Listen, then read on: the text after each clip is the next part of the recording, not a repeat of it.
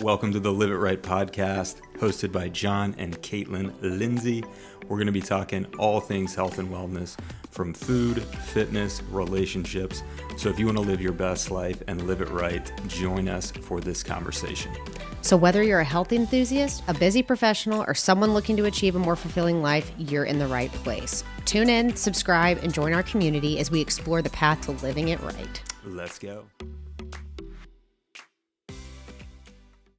Welcome back to the Live It Right podcast. We are on episode 23 and we are back together. So I had a little stint where we had some people on, but we're going to dive into a couple things that we've been up to lately. Most importantly, in case you missed it, John has added some programming to his app that is focused on longevity training. So I know there's a 3-part series to that, but I think it's important to elaborate on, if we want to just go ahead and dive in, what is longevity training and why was that so important for you to add that to the app? So for me, defining longevity training is training your body in a way that sets you up to live a longer, more physically active lifestyle. And kind of my motto the last couple of months has been move better so you can live more. And this training is that. It's training that's going to help you move better in every aspect of movement so you can live more. You can go do the things outside that get you excited for life and get you excited to do for a long period of time. So I think for longevity training to be, or for training to be considered longevity training, it's got to hit on 4 things. It's got to hit on strength, mobility, coordination, and stability. So we have 3 levels of that programming on the app, and all the exercises at least touch on one of those things, but most of them have a carryover where they're touching on 2 of those things, 3 of those things, maybe even all 4 of those things.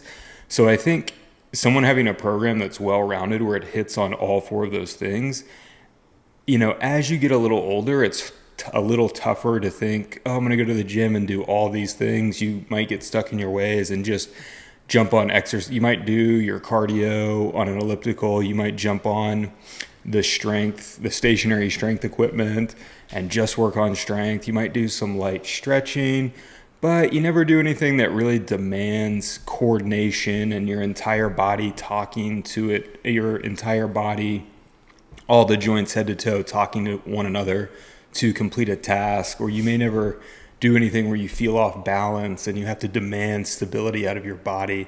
And those 2 things really matter as you start to get a little older. And I don't even mean older in like your 60s, 70s. I mean as you're getting into your mid-30s, yeah. Your 40s.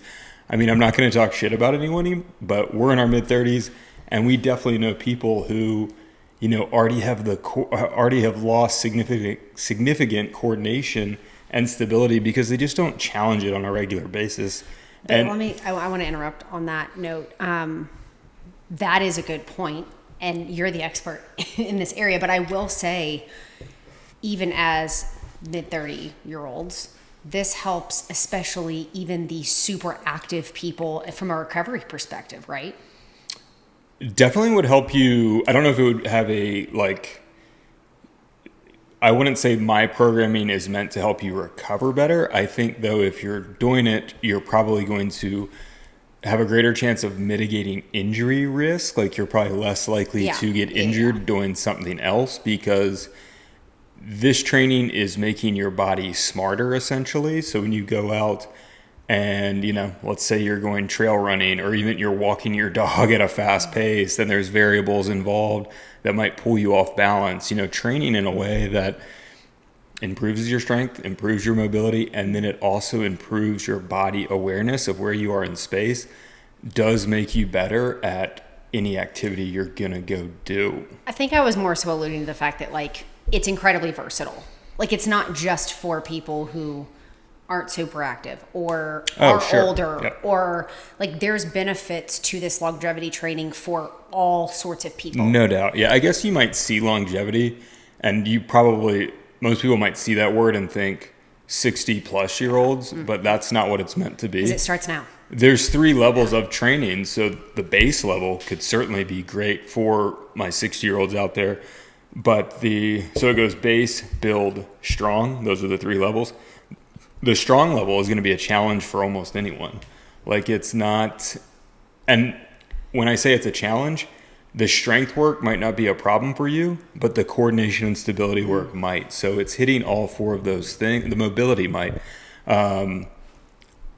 So within this well-rounded program, because we have these 4 variables going on, chances are something is going to challenge you greatly, and you're going to come out of that program a better mover, and you're going to be moving better, and you'll be able to live more. And that's the whole gist of it. So we added the longevity training, and we also added movement snacks, which are kind of, the reason I added these is, honestly, I was posting a lot of carousels on Instagram that were movement breaks I was doing, and they got a lot of good engagement, a lot of good questions.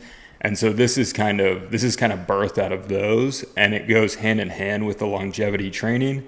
So the longevity training is just 3 days of structured training, but on those off days, if you want a little bit more, or if you want some morning movement or just an afternoon break, the movement snacks are meant to be, they're about 10 minutes. They can be a little shorter or they can be a little longer. And they're 3 movements it's a 3 movement flow. And within that flow, there's a full body stretch. There's a drill that demands stability out of you, classic balance stuff and beyond. And then there's a movement that requires coordination, puts an emphasis on core strength as well. So every movement snack has 3 drills. That's more or less a stretch, a stability drill, and a coordination drill. And correct me if I'm wrong here, this could also be incorporated into someone that is already using your app as additional work, correct? The movement snacks, definitely. Okay. Yep. So that's they're a very good thing. approachable for anyone, even if you're on, let's just say, a powerlifting program, or you're doing a CrossFit program and you want something that just, feels like kind of a body reset type thing, movement snacks would be great. But they do go hand in hand with your programming on the app, like the full blown programming, or is it meant to be separate? The movement snacks are meant to just be I would look at it as a user saying, I've got a 20-minute break here. You know what? I'm going to jump on the app and do that movement snack number 3 that I really like a lot. Or, I wake up kind of stiff and I really like that movement snack number 7. I'm going to do that on a consistent basis. So one question about that, can they be done anywhere? Yeah, the movement snacks are no equipment whatsoever. So you can do them at the office. Yep. And get coworkers to do them with you. Yep, they're meant to be versatile and doable anywhere. So, and I would say one more thing, like we're obviously promoting my app right here, Yeah. But in general, as I said earlier, the biggest missing link I see for people's training is they miss out on doing something where they feel off balance in training and something that demands coordination, and there's an overlap there. So I would challenge anyone listening to this, at the very least, to add in like 2 to 3 minutes of balance work somewhere in your training. This could be as simple as standing on one foot. There's a lot of variations you can do of single leg balance where you're kind of doing a lateral step side to side, but you pause on each foot for 3 to 5 seconds, long enough to feel stable. Don't give away too much. Well, that's just an easy tip. And that's where, that's for a balance drill to be a good drill, you have to feel off balance. Good point. So, well, I'm excited about it. I know I've heard a lot of the filming going on. There's some good stuff on it. So. Yeah, I'm excited for the launch. And as this being my full-time job now, there'll be much more coming on the app as well. So be on the lookout. But enough about me. Let's segue to what you've been up to. So you, a week and a half ago, did your second triathlon, a sprint tri. Well, a little more than a sprint tri. But it was between a sprint and an Olympic, I believe it was. Yeah. But if anyone listening to this remembers your Ironman, you didn't get to swim for weather reasons, but you got to swim this time. So recap the tri. Well, a few words come to mind when the swim. Humbling, scary, different, and incredibly challenging. I did the one thing that my coach, I normally listen, but like with this, I was like, this is, it's a smaller event. Like, I'm just going to go out. So the one thing he said was because it was a mass start. If you don't know what a mass start is, if you've ever seen any sort of swim competition, everyone is standing in the water and everyone starts at once. So it's like, it was different waves, but there were probably 40 people. Oh, in your wave? Yeah, easily. maybe more than that. You said small events, but small event is still, I think, 300, there were 300 people. Mm-hmm. Yeah. So compared to an Ironman, a small event, but I've been to a bike race where there was like 25 people. Yeah. But I got in the front, which, shame on me. And what he had said was, he was like, get in the back of the group. When the gun goes off, count to 5 and then leave. He knew why he told me that. And I was too stubborn to listen. Yeah. Because I, not even 200 yards in, got kicked in the head, not once, not twice, but a few times. And I kind of went into panic mode. My heart rate spiked.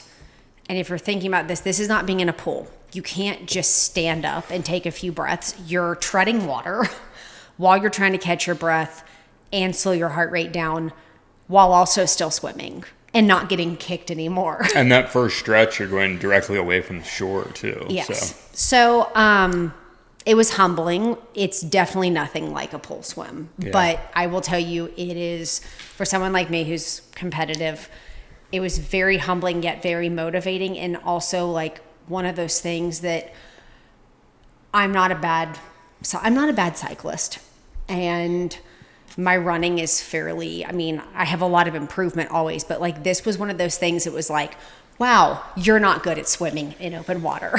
Yeah. So you're a good pool swimmer. Yeah. So it's really good for someone who's competitive like me, and you start seeing a bunch of progress, to be humbled in that way. And just be kind of brought back down and just be like, yeah, you can be on a high, but like, not so fast. So the swim was rough. Obviously finished, got out, hopped on the bike. I learned a lot. The bike was fun. My foot felt the best that it had. I had some pretty good splits, but it was not flat. It was pretty warm. It was. It was in Clemson, South Carolina. Yeah. So went back to my alma mater, which was cool. Yeah. But it was a 1,000-meter swim, but a 21-mile bike. And I think it was like 3.8-mile run. Mm-hmm. So I will tell you, I had a blast. Came out doing pretty well, despite the terrible swim. But it definitely, it fueled my fire.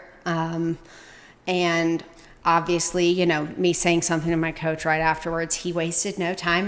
My time in the pool has been brutal since.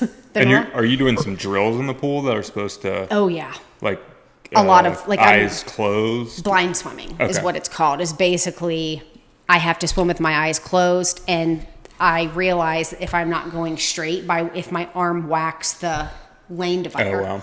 So it's a little painful too. So it's kind of like getting slapped when you're getting out of line, because it hurts. But yeah, he's got me doing a bunch of drills for breathing. So focusing on more strokes, less breaths, things like that to just help. But it was very hard to come down from a spiked heart rate, a slight panic attack. So I feel like those drills will definitely help, but I also feel like to get better at that, you have to go do those again. Mm-hmm. Like there's no way you're gonna train in a pool.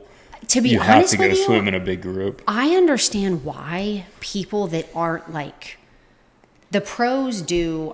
They train to compete to win. I understand why, like for someone like me, it might be more beneficial. And like my coach has been on vacations. We haven't talked about this, but why it might be beneficial to do a few sprint triathlons. Yeah, get those and the transitions too. And to do less of the bigger competitions that count, is focusing on familiarizing myself with these things in smaller, because it's not going to take me 2.5 weeks to recover. Yeah. But yes. It was 2 hours. Yeah, you finished right at 2 hours. Yeah. So. But it also, like, the recovery on the back end of that is a couple days before you get right back into training. But yes, transitions too. So if you don't know what the transition is, that's, from the swim to the bike, the bike to the run, which, I mean, you have to change clothes. You have to strip out of, you have to get dressed. But like. Were you fast on that? I can't remember. Did you have your chip time for that? Yeah. Remember you told me I could have improved from like a minute on both of them. Okay. He was like, you could have done this, but it's just true. Yeah. But you don't realize how much you have to, like, literally it's people practice. Why were you slow on those? Just not being used to it. You're just kind of like triple checking everything sort of. And yeah. Okay. Coming out of the water, I was still a little like out of it almost. Oh yeah. I will say I was still taped because of my foot problem. Oh, okay. So I had. So you're just being cautious and making sure you check all the boxes. Fixing the tape before I switched my socks. Tying the shoes perfectly. That kind of stuff. So like, a professional like doesn't even wear socks on the bike, which I can't imagine biking without socks on. I can't believe that. Yeah. So that they can just slide in. And then they run without socks too, I think. Yes. So like they literally just slide their shoes on, and I'm like, that's a disaster waiting to happen in my opinion. Watch me eat my words. 5 years from now, high pain thresholds, but you have a high pain threshold too. 5 years from now, I'm probably gonna be like, yeah, I'm doing everything barefoot. Who knows? But it was fun. I will say, I know this is terrible of me, but like I'm almost like. I will say it's twofold. So like I was at first after that I was like I'm kind of glad that the Chattanooga swim was canceled, but then I was reminded they were like the Ironman start is like 3 people get in the water at a time. There's no mass start. You're not starting with a bunch of people, and you're actually getting in the water with people that have the same projected time as you. So it's a little more organized, I guess, if you will, and that had a current. Yeah. So. But it was different. It was fun. I can see why those were a lot of fun. You're done in less than 2 hours, right at 2 hours. Pack up and go home. It's like an hour away. So it was fun. Yeah. Sounds like you need to do more though. I do. Yeah. I know. I need to find, apparently they have like, I don't know if they call it, like, they call that Greenville area the upstate. Yeah, there's some local series. I think there's like some local series. So I might hop onto some of those. So nice. I don't know, but I enjoyed it. Learned a lot. So. But now back to the grind and strengthening my foot back up and learning to swim in open water. So I'm going to have to drag this guy to paddleboard next to me sometime soon. Yeah. In the lake. I feel like open water swimming will definitely help, but just based on what you told me and I saw, I feel like you have to go do more mass start events just so you like. You have to be in the water with other people. Yeah. I mean, feel it out. The kicking, you're swallowing 20 times as much water than you do in a pool because it's just very different. Yeah, there's more variables. Definitely more variables, but it was fun. So, that's what's been going on with us. This one's going to be kind of, I think, short and sweet. We're having pot roast tonight and we're up in our loft and I can smell it. I know it's done. So we're going to have to shut this episode down. But next week, I think we're going to, we want to hear from you. Yep. We're probably in the next couple days, probably even before you hear this, we'll probably throw up a Q&A on our Instagrams and the podcast Instagram, and we'll do a little Q&A for the next episode. So they can be questions for both of us, each of us separately. So if you're listening to this and you have any questions, feel free to shoot us a message. Yeah, we look forward to answering them. Yeah. See you guys next week. See you guys next week.